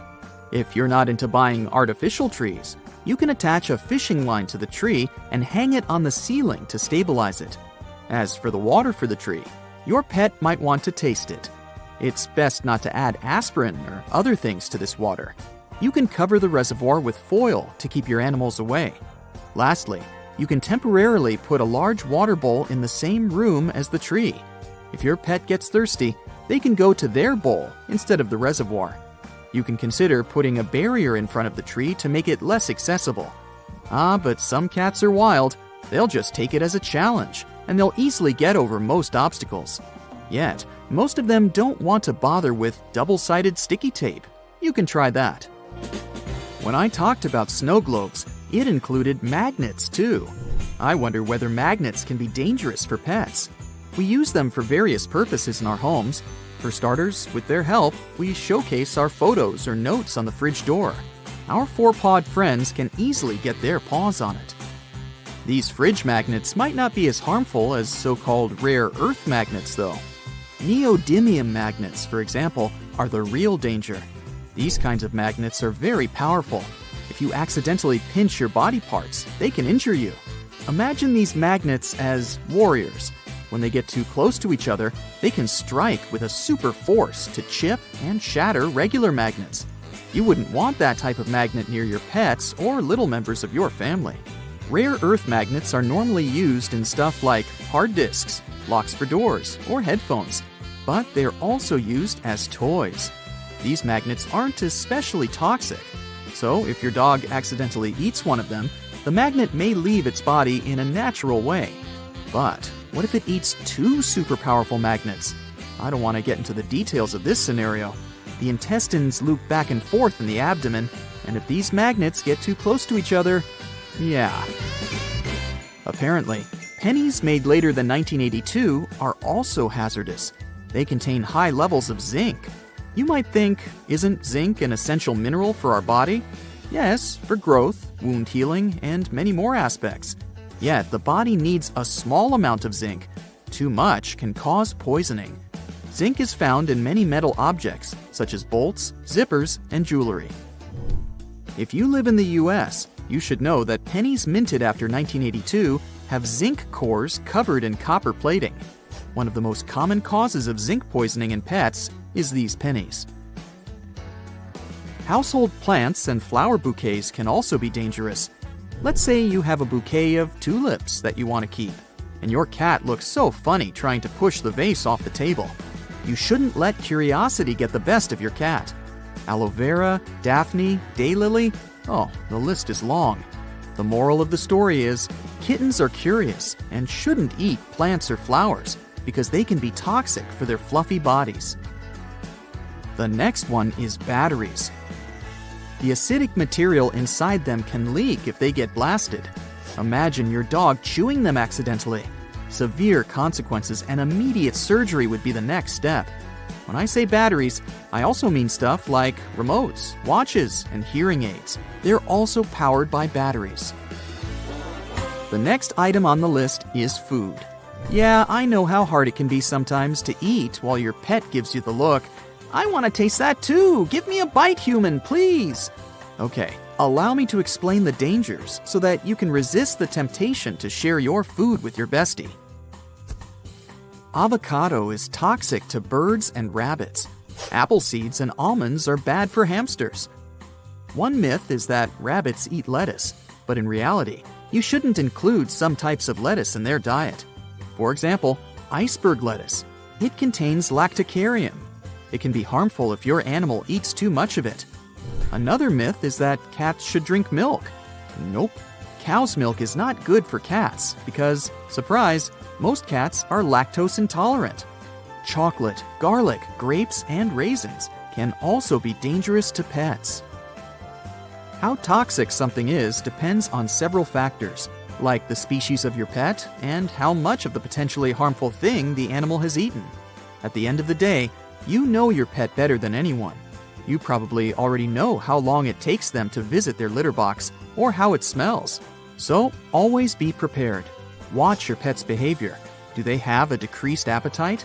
It's best to play it safe. When I say pets, I picture animals like dogs, cats, and hamsters. But some people have exotic pets, such as bears, owls, or crocodiles.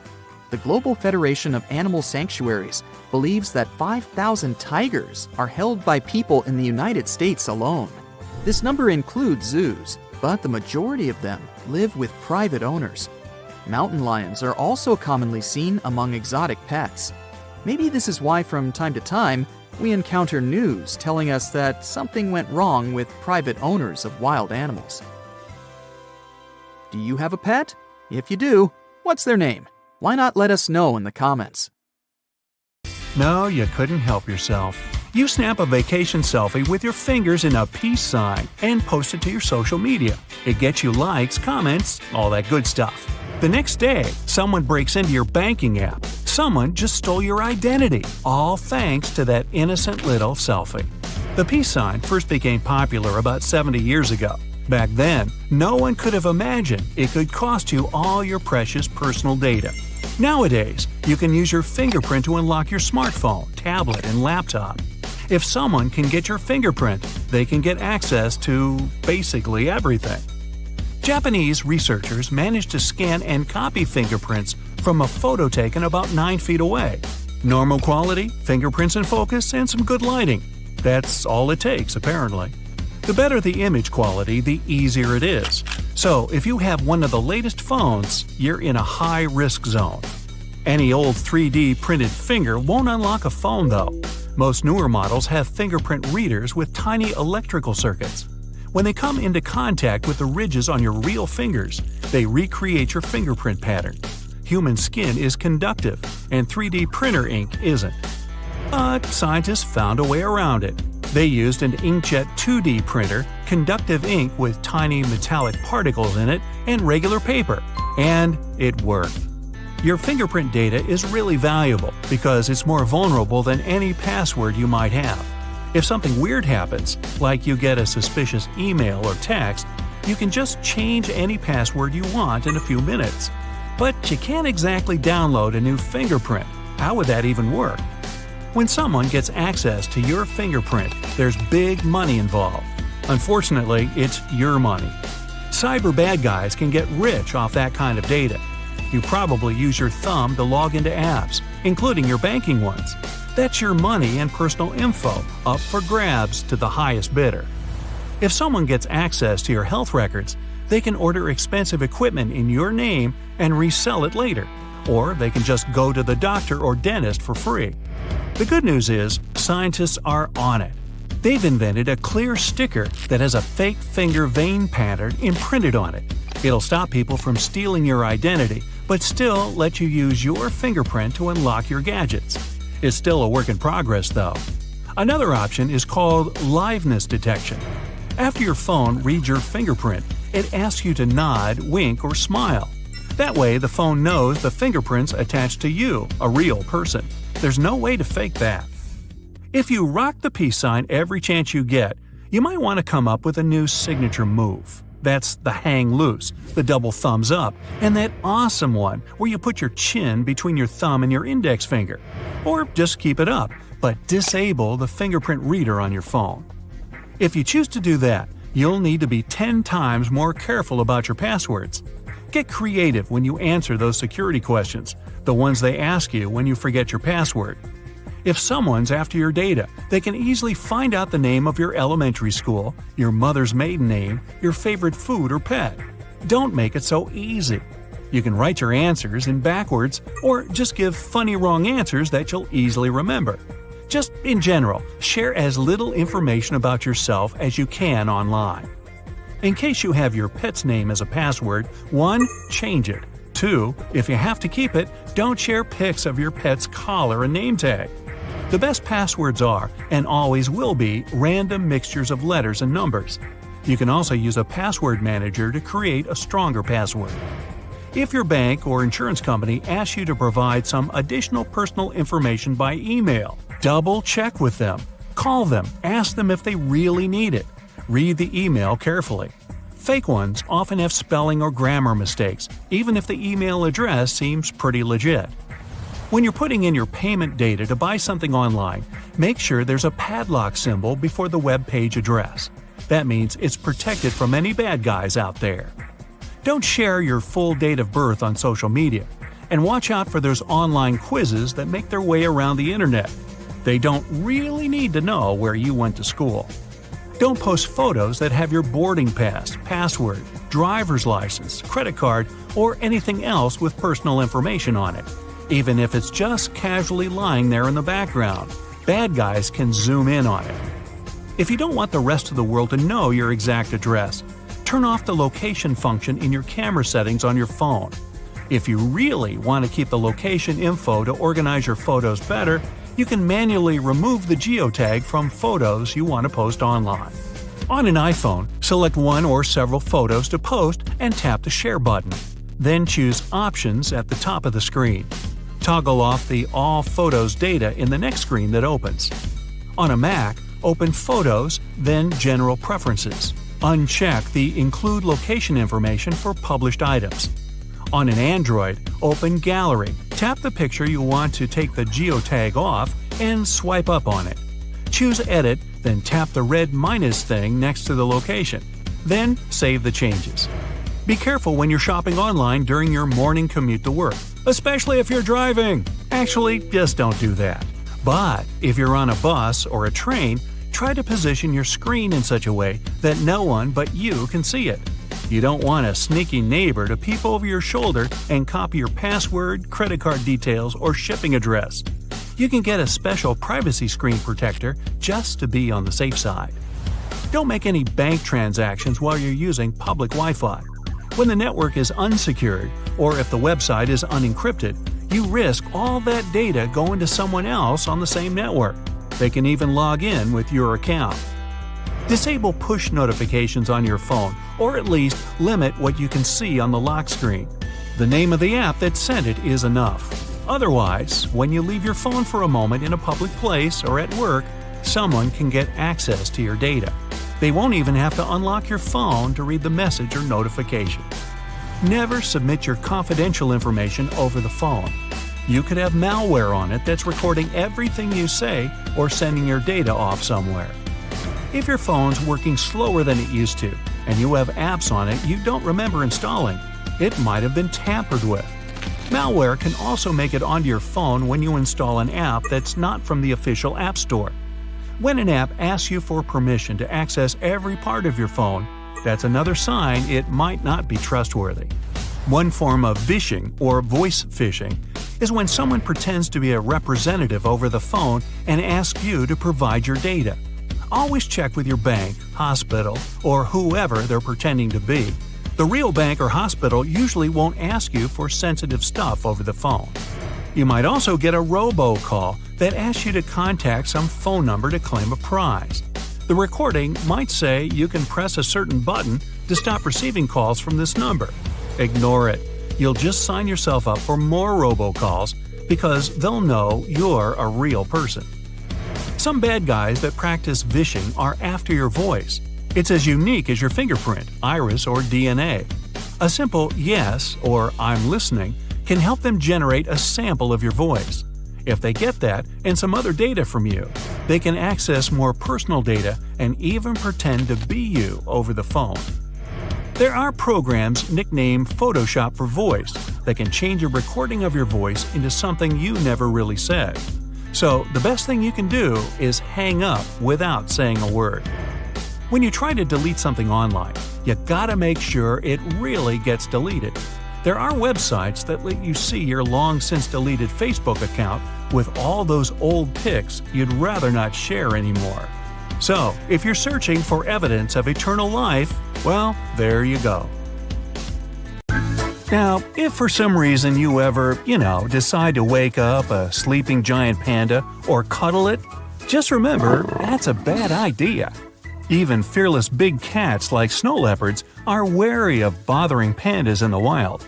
The ones you see in the zoo might not be that active, but they still have a massive jaw that can deliver a powerful bite. Their huge false thumb lets them get a good grip on their enemies.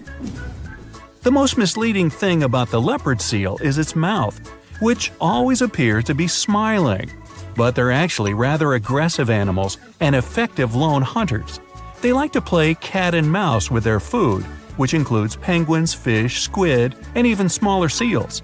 Not so long ago, a leopard seal even dragged a marine biologist deep underwater. Hey, stop playing with your food. Anteaters feed on insects, citrus fruit, and avocados. Watch out. They have no teeth, poor vision, and bad hearing. Sounds kind of like my Uncle Rudy. They aren't aggressive and stay away from people. But if humans walk on their trails, anteaters can turn fierce and may fight. They get on their hind legs, use their tails for balance, and attack with their claws that are strong enough to hurt a jaguar or a Land Rover. Fluffy alpacas may seem warm-hearted, but they still have ways of defending themselves. They can spit up to 10 feet, and you don't want that stuff getting in your eyes because it contains stomach acid, along with chewed-up grass. They can bite with their sharp fighting teeth that are at the back of their mouths, and they have soft toes to give enemies a good kick. They can't really do more damage than you might get in a fight with a child, but it's best not to upset them. There are 3 things that brings out the nasty side of a Tasmanian devil: when there's a predator nearby, when they're competing for a mate, and when they're protecting their meal. Also Bugs Bunny, but that's a cartoon. These guys normally feed on insects, birds, frogs, and fish, and they like scavenging more than hunting. But if you intrude upon their home for any reason, be prepared for a painful bite. Their teeth are strong enough to eat through bones. Elephants are so clever that they understand the feelings of other elephants, and they even try to help each other. They can also take revenge on people who upset them. Elephants sometimes block roads and show up in the villages of people who have been mean to them. Male elephants get especially aggressive when fighting over females. Watch out for those huge feet, they can really do some damage. Better pack your trunk. Pufferfish can inflate to several times their normal size to protect themselves against predators. Hey, my brother-in-law can do that too. Just kidding. Most animals shouldn't try eating them anyways. There's enough poison inside them to finish off 30 people, and there's no antidote. So, if it's just you, you'll need to invite some friends along to spread out the poison. Nah, I just made that up. Swans tend to see humans as the biggest danger to their homes and families. Male swans get especially aggressive during the spring nesting season from April to June. When kayakers, rowers, or anglers get too close to their nests, swans start hissing and flapping their wings. If you don't pay attention to these warning signs, the swan might even try to flip your boat over. Dolphins are the only species on the planet, apart from humans, that can take another creature's life for no logical reason. Males sometimes attack female dolphins or even baby ones, and they don't do it for food. If an angry dolphin chases you, you have no chance of outswimming it. They can move at 22 miles per hour. The top speed of Olympic swimmer Michael Phelps is only 6 miles per hour, so he can't help you. Slow lorises are the only venomous primates in the world. They carry poison in their elbows. It's transferred to their mouths during grooming to protect their babies. Plus, they scare off predators like pythons and eaglehawks using special markings that show how fearsome they are. If a slow loris bites a person who ends up on its territory or annoys it, the result can be rashes, anaphylactic shock, or, even worse. Despite their massive weight and clumsy bodies, hippos can run much faster than people, and they have much sharper teeth. If you get in their way on their trip to the watering hole, their aggression kicks in. Before they attack you, though, they'll give you some warning signs. If you see a hippo yawn or make a sound like a laugh, it means it's about to get mad. Well, that's rather confusing, isn't it? Blue-ringed octopuses are really tiny, but their venom is 1,000 times stronger than cyanide. They normally use it to hunt shrimp, crabs, and small fish. If this creature feels threatened, it'll flash its blue rings as a warning. If you don't pay attention, it may bite you. You might not notice the bite itself, but minutes later, you'll definitely notice the symptoms: nausea, numbness, and even the loss of your senses and motor skills. So pay attention down there. Geographic cone snails are a seriously dangerous critter. They puncture their victims with a tooth that's like a harpoon, and then inject their venom. If a small cone attacks you, it'll just feel like a bee sting. If you're unlucky enough to meet a larger one, though, it could cause numbing, swelling, muscle paralysis, changes to your vision, and even breathing difficulties. Canada geese have been living close to humans for years, but they're still wary of us getting near their homes, especially during the spring mating season. At this time, the male geese can chase and bite people that seem like a threat to their mates, eggs, or babies. If you want to avoid being attacked by this seriously angry bird, the best thing you can do is just slowly back away. Squirrels have a lot of enemies, both in the wild and in cities.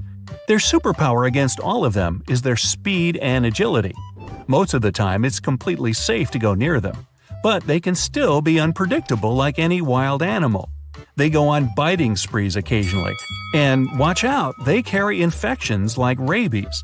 They're more likely to go after your pets or kids, but they can also bite adults. So, to play it safe, always walk behind your pets or kids to use them as decoys. Of course I'm kidding. If you ever see a kangaroo get up on its hind legs, back off. This is their way of warning you that they think you're a threat to their females or their food. They are real pros at boxing with each other, and they have really long legs and sharp claws. Kangaroos jump into the air to give extra force to their kicks, which are powerful enough to break bones.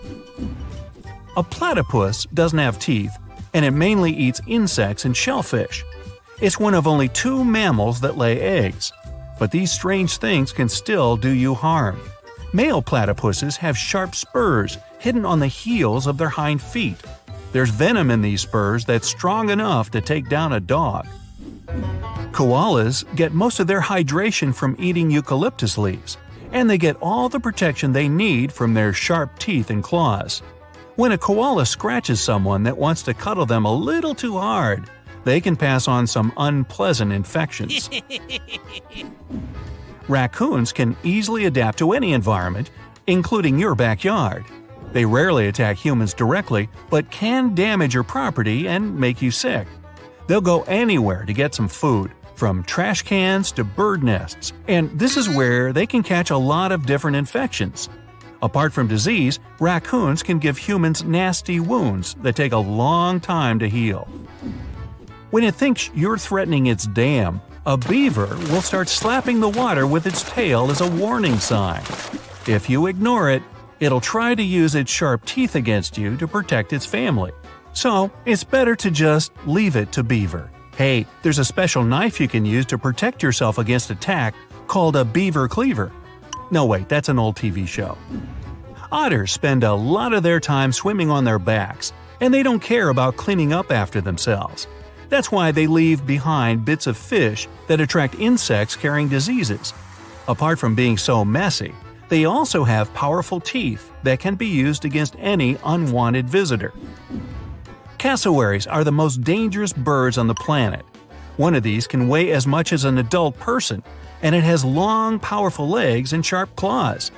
They can chase after you at 30 miles per hour. Luckily enough, they try to avoid fights. But if you don't want to be the target of their karate moves, keep a safe distance and don't provoke them. Got that? Good. Ouch! Ugh, there's hardly a person who's never been stung by a bee. It's definitely not a pleasant feeling. But bees aren't normally angry creatures. You probably just scared the little guy. These insects are super important for pollination. Their existence is one of the main reasons why our plants keep growing. Bees only sting when they feel threatened. If you get stung, it might mean you've come too close to them. Or, more importantly, that you've come too close to their hive. Each hive can hold between 50,000 to 80,000 honeybees. Just like us humans, bees do everything to protect their home. But instead of alarms and complicated security systems, they use their stingers to ward off enemies. When honeybees sting, they release something called a pheromone. Pheromones are chemical substances that affect the behavior of animals of the same species. If one bee charges at you, the pheromones are likely to stir up all nearby bees, and they will readily join in. That's one meeting you'll definitely want to avoid. Here's a fun fact. It's only female bees that can sting. Larger male drone bees don't even have stingers. This is because the stinger is basically a modified egg-laying device. Queen bees also have stingers. These bees are bigger than the average worker.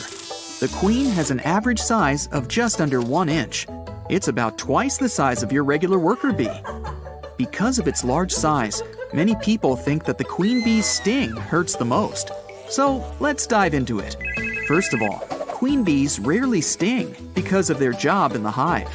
The queen is the most important bee in the colony, as it's the only female that can reproduce. The queen has two main jobs in the hive.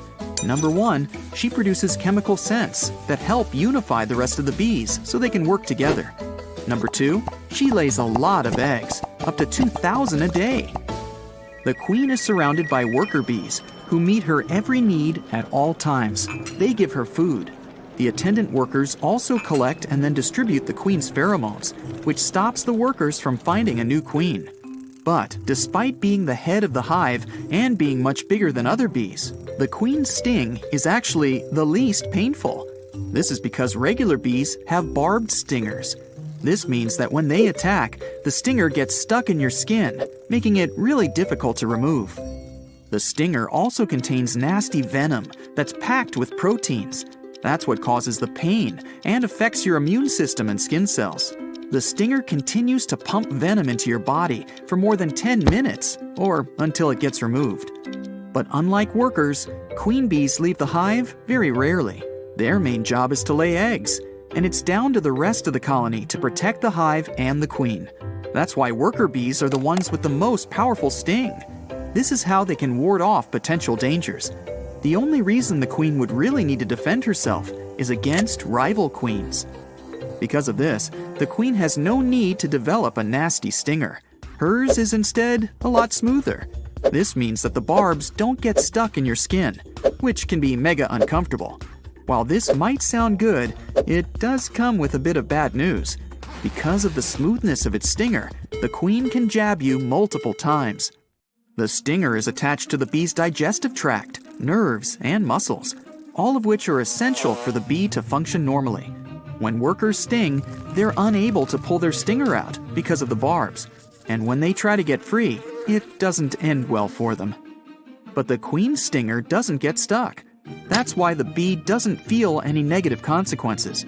And still, she'll basically only sting you if she doesn't have one of her bodyguards nearby, which is highly unlikely. So, what's the worst place to be stung by a bee? A man called Michael Smith decided to find out. He got stung on 25 different body parts and rated each prick on a pain scale between 1 and 10.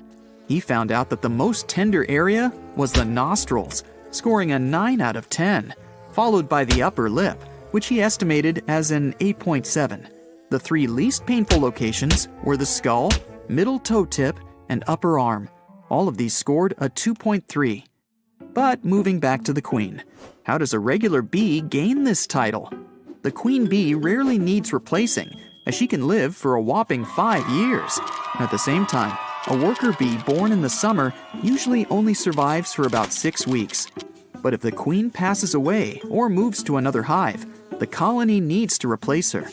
Doing this requires something called royal jelly, which nurse bees produce in their heads. They feed it to newly hatched honeybee larvae.